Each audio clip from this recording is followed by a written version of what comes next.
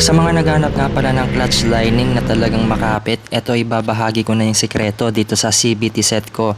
So ang gamit ko nga palang clutch lining dito ay yung HBK.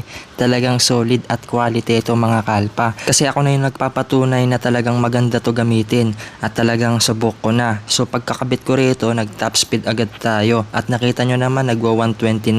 At dito nga mga kalpa, papalitan natin yung clutch spring. Pero nakadepende sa inyo kung papalitan nyo pa. Pero kung ako sa inyo, kung stock lang kayo, goods na tong clutch spring ng HBK. At para nga sa mga naka Honda Click 125, 150, Click B1, Click B2, B3, pwedeng-pwede sa inyo itong mga kaalpa at plug and play lang, wala na kayong tatabasan. Parang halos stock lang din itong HBK na clutch lining. At dito nga mga kaalpa, nakabit ko na nga yung clutch lining dito sa CVT set natin at napakaganda nga niyan.